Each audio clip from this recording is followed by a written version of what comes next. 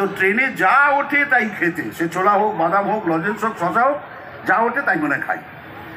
আর একটা জিনিস আমার খুব ভালো লাগতো, ট্রেনে যারা জিনিসপত্র ফেরি করেন তাদের বিক্রি করার স্টাইলটা আমার খুব ভালো লাগতো।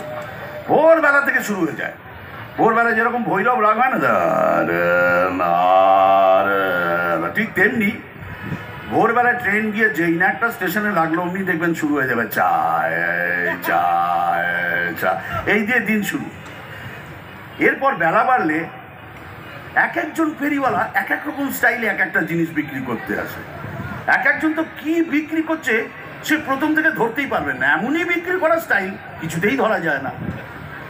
এই ছেলে বড় হলে বাঘের মুখে হাত দেবে, এর ডান হাত কেটে নিলে পরে খেতে পাবে না, বাম হাত কেটে নিলে পরে সকালের কাজ সারতে পারবে না দাদা, দুটো হাত কেটে নিলে পুরীর মন্দিরে ছুটো জগন্নাথ হয়ে বসে যাবে, সেই মন্দিরে আমার ধূপ জ্বলবে, নাম পবিত্র তু, মান মাত্র 5 টাকা, বড় খায় 10 টাকা, লাগলে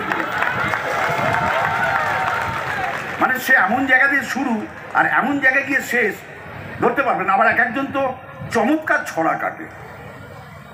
বাজারে কেউ টেকো আছেন নাকি? সোমনাথা প্লিজ ডোন্ট মাইন্ড। বাজারে কেউ টেকো আছেন নাকি? আজ যার মাথায় ভর্তি চুল কাল ভেবে পাবেন না কুল, মাথায় টাক হবে টাক, রোদে পড়বে মাথা গরম করবে, বইয়ের সঙ্গে খিটিমিটি ছেলের মাথায় পড়বে চাঁটি, কি দরকার ঝগড়া ঝাঁটি, আমার কাছে চলে আসুন, আমার তেল রাখবে হাসি খুশি, খুশি হবে আপনার শালির ছেলের মাসি।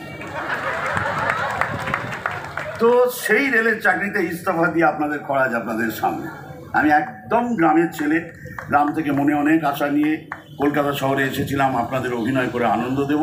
আজ খরাজ যেখানে দাঁড়িয়ে আছে সে শুধুমাত্র আপনাদের আশীর্বাদ, আপনাদের ভালোবাসা, আপনাদের শুভেচ্ছায়।